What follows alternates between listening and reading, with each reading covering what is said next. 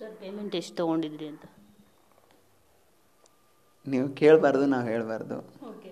ಏನೋ ಪ್ರೀತಿಯಿಂದ ಒಂದು ಗೌರವಧನ ಅಂತ ಇರ್ತದೆ, ಅದಕ್ಕೆ ನಾನು ರೆಸ್ಪೆಕ್ಟ್ ಮಾಡ್ತೀನಿ. ಕಾಸ್ಟ್ಯೂಮ್ಸ್ ಎಲ್ಲ ಎಷ್ಟು ಪರ್ಚೇಸ್ ಮಾಡ್ಕೊಂಡು ಹೋಗಿದ್ರಿ ಸರ್? ಮೇಡಮ್ ಏನಿಲ್ಲ ಮೇಡಮ್, ಏನಿದೆ ಮೇಡಮ್ ಕಾಸ್ಟ್ಯೂಮಲ್ಲಿ ಇರೋದೇ ರೆಗ್ಯುಲರಾಗಿ ಹಾಕೋದೇ ಹಾಕ್ತಿದ್ವಿ. ಅದನ್ನು ಬಿಟ್ಟು ಹೊರಗಡೆಯಿಂದ ನನ್ನ ಸ್ನೇಹಿತರುಗಳು ನಮ್ಮವರೆಲ್ಲ ಕಳಿಸ್ಕೊಡ್ತಾಯಿದ್ರು, ಅದನ್ನು ಹಾಕೋತಾ ಇದ್ದೆ ಅಷ್ಟೇ. ಬಟ್ ಆಲ್ಮೋಸ್ಟ್ ನಾನು ಯಾವುದೂ ನಾನು ಡೈಲಿ ಹಿಂಗೆ ಇರಬೇಕು ಅನ್ನೋ ಏನು ರೆಸ್ಟ್ರಿಕ್ಷನಲ್ಲಿ ಇರಲಿಲ್ಲ. ಯಾಕಂದ್ರೆ ನಾನು ಮನೆಗೆ ಹೋಗಿದ್ದು ಆಟ ಆಡಬೇಕು, ನನ್ನನ್ನು ಪ್ರೂವ್ ಮಾಡ್ಕೋಬೇಕು, ನಾನು ಏನು ಹೆಂಗಿರ್ಬೋದು, ಎಲ್ಲ ಇದ್ದು ಏನು ಇಲ್ದಂಗೆ ಹೆಂಗಿರ್ಬೋದು ಅನ್ನೋದನ್ನು ತೋರಿಸ್ಕೊಡೋಕೆ ಮನೆ ಒಳಗಡೆ ಹೋಗಿದ್ದೆ. ಆ ಥರನೇ ಇದ್ದೆ ನಾನು. ನನಗೇನು ದಿನ ಹಿಂಗೆ ಇರಬೇಕು ಹಾಗೆ ಇರಬೇಕಂತ ಏನು ಇರಲಿಲ್ಲ. ಹಾಗೆ ಬಂದಿದ್ದೀನಿ. ಆ ಥರ ಏನಿಲ್ಲ ಮೇಡಮ್. ಬಟ್ಟೆಗೆ ಇದಕ್ಕೆಲ್ಲ ಏನು ಅಷ್ಟು ಇದನ್ನು ಮಾಡಲ್ಲ. ನಂಗೆ ತುಂಬ ಬೇಕು ಅಂದಾಗ ನಾನು ಹಾಕ್ಕೊತೀನಿ, ಹೊಲಿಸ್ಕೊತೀನಿ, ಮಾಡ್ತೀನಿ. ಅಷ್ಟು ಬಿಟ್ಟರೆ ರೆಡಿಮೇಡ್ ಬಟ್ಟೆ ಎಲ್ಲ ನಾನು ಹಾಕಲ್ಲ. ನನಗೆ ಹೊಲಿಸ್ಕೊಂಡೆ ನಾನು ಬಟ್ಟೆ ಹಾಕ್ಬೇಕು, ಹಾಗೆ ಮಾಡ್ತೀನಿ. ಮನೆಯಿಂದ ಬಂದಿದ ತಕ್ಷಣ ಏನು ತಿಂದ್ರಿ? ನಿಮ್ಮ ಉತ್ತರ ಕರ್ನಾಟಕ ರೊಟ್ಟಿನ ಏನಂತ?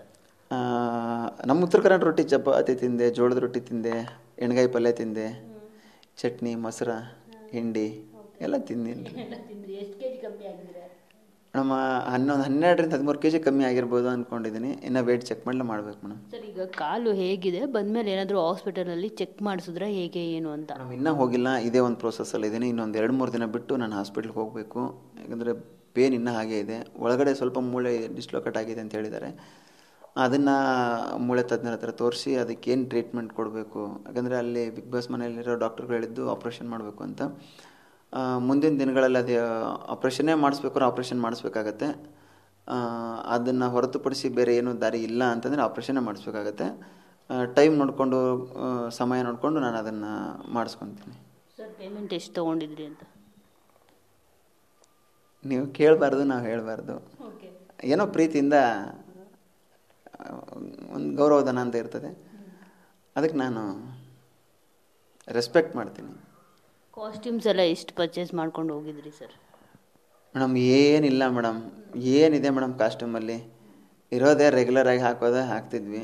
ಅದನ್ನು ಬಿಟ್ಟು ಹೊರಗಡೆಯಿಂದ ನನ್ನ ಸ್ನೇಹಿತರುಗಳು ನಮ್ಮವರೆಲ್ಲ ಕಳಿಸ್ಕೊಡ್ತಾಯಿದ್ರು, ಅದನ್ನು ಹಾಕೋತಾ ಇದ್ದೆ ಅಷ್ಟೇ. ಬಟ್ ಆಲ್ಮೋಸ್ಟ್ ನಾನು ಯಾವುದೂ ನಾನು ಡೈಲಿ ಹಿಂಗೆ ಇರಬೇಕು ಅನ್ನೋ ಏನು ರೆಸ್ಟ್ರಿಕ್ಷನಲ್ಲಿ ಇರಲಿಲ್ಲ. ಯಾಕಂದ್ರೆ ನಾನು ಮನೆಗೆ ಹೋಗಿದ್ದು ಆಟ ಆಡಬೇಕು, ನನ್ನನ್ನು ಪ್ರೂವ್ ಮಾಡ್ಕೋಬೇಕು, ನಾನು ಏನು ಹೆಂಗಿರ್ಬೋದು, ಎಲ್ಲ ಇದ್ದು ಏನು ಇಲ್ದಂಗೆ ಹೆಂಗಿರ್ಬೋದು ಅನ್ನೋದನ್ನು ತೋರಿಸ್ಕೊಡೋಕೆ ಮನೆ ಒಳಗಡೆ ಹೋಗಿದ್ದೆ. ಆ ಥರನೇ ಇದ್ದೆ ನಾನು. ನನಗೇನು ದಿನ ಹಿಂಗೆ ಇರಬೇಕು ಹಾಗೆ ಇರಬೇಕಂತ ಏನು ಇರಲಿಲ್ಲ. ಹಾಗೆ ಬಂದಿದ್ದೀನಿ. ಆ ಥರ ಏನಿಲ್ಲ ಮೇಡಮ್. ಬಟ್ಟೆಗೆ ಇದಕ್ಕೆಲ್ಲ ಏನು ಅಷ್ಟು ಇದನ್ನು ಮಾಡಲ್ಲ. ನಂಗೆ ತುಂಬ ಬೇಕು ಅಂದಾಗ ನಾನು ಹಾಕ್ಕೊತೀನಿ, ಹೊಲಿಸ್ಕೊತೀನಿ, ಮಾಡ್ತೀನಿ. ಅಷ್ಟು ಬಿಟ್ಟರೆ ರೆಡಿಮೇಡ್ ಬಟ್ಟೆ ಎಲ್ಲ ನಾನು ಹಾಕಲ್ಲ. ನನಗೆ ಹೊಲಿಸ್ಕೊಂಡೆ ನಾನು ಬಟ್ಟೆ ಹಾಕಬೇಕು, ಹಾಗೆ ಮಾಡ್ತೀನಿ. ಮನೆಯಿಂದ ಬಂದಿದ ತಕ್ಷಣ ಏನು ತಿಂದ್ರಿ? ನಿಮ್ಮ ಉತ್ತರ ಕರ್ನಾಟಕ ರೊಟ್ಟಿನ ಏನಂತ? ನಮ್ಮ ಉತ್ತರ ಕರ್ನಾಟಕ ರೊಟ್ಟಿ ಚಪಾತಿ ತಿಂದೆ, ಜೋಳದ ರೊಟ್ಟಿ ತಿಂದೆ, ಎಣ್ಗಾಯಿ ಪಲ್ಯ ತಿಂದೆ, ಚಟ್ನಿ, ಮೊಸರು, ಹಿಂಡಿ ಎಲ್ಲ ತಿಂದಿನಿ. ಎಷ್ಟು ಕೆ ಜಿ ಕಮ್ಮಿ ಆಗಿದ್ರೆ? ನಮ್ಮ 12ರಿಂದ 13 kg ಕಮ್ಮಿ ಆಗಿರ್ಬೋದು ಅಂದ್ಕೊಂಡಿದ್ದೀನಿ. ಇನ್ನು ವೇಟ್ ಚೆಕ್ ಮಾಡಬೇಕು ಮೇಡಮ್. ಸರ್ ಈಗ ಕಾಲು ಹೇಗಿದೆ? ಬಂದಮೇಲೆ ಏನಾದರೂ ಹಾಸ್ಪಿಟಲಲ್ಲಿ ಚೆಕ್ ಮಾಡಿಸಿದ್ರೆ ಹೇಗೆ ಏನು ಅಂತ? ಮೇಡಮ್ ಇನ್ನೂ ಹೋಗಿಲ್ಲ, ಇದೇ ಒಂದು ಪ್ರೋಸೆಸ್ಸಲ್ಲಿ ಇದ್ದೀನಿ. ಇನ್ನೊಂದು 2-3 ದಿನ ಬಿಟ್ಟು ನಾನು ಹಾಸ್ಪಿಟ್ಲಿಗೆ ಹೋಗಬೇಕು. ಯಾಕಂದರೆ ಪೇನ್ ಇನ್ನೂ ಹಾಗೇ ಇದೆ. ಒಳಗಡೆ ಸ್ವಲ್ಪ ಮೂಳೆ ಡಿಸ್ಲೊಕೇಟ್ ಆಗಿದೆ ಅಂತ ಹೇಳಿದ್ದಾರೆ. ಅದನ್ನು ಮೂಳೆ ತಜ್ಞರ ಹತ್ರ ತೋರಿಸಿ ಅದಕ್ಕೇನು ಟ್ರೀಟ್ಮೆಂಟ್ ಕೊಡಬೇಕು. ಯಾಕಂದರೆ ಅಲ್ಲಿ ಬಿಗ್ ಬಾಸ್ ಮನೆಯಲ್ಲಿರೋ ಡಾಕ್ಟರ್ಗಳು ಹೇಳಿದ್ದು ಆಪ್ರೇಷನ್ ಮಾಡಬೇಕು ಅಂತ. ಮುಂದಿನ ದಿನಗಳಲ್ಲಿ ಅದು ಆಪ್ರೇಷನ್ನೇ ಆಪ್ರೇಷನ್ ಮಾಡಿಸ್ಬೇಕಾಗತ್ತೆ. ಅದನ್ನು ಹೊರತುಪಡಿಸಿ ಬೇರೆ ಏನೂ ದಾರಿ ಇಲ್ಲ ಅಂತಂದರೆ ಆಪ್ರೇಷನ್ನೇ ಮಾಡಿಸ್ಬೇಕಾಗತ್ತೆ. ಟೈಮ್ ನೋಡಿಕೊಂಡು, ಸಮಯ ನೋಡಿಕೊಂಡು ನಾನು ಅದನ್ನು ಮಾಡಿಸ್ಕೊತೀನಿ.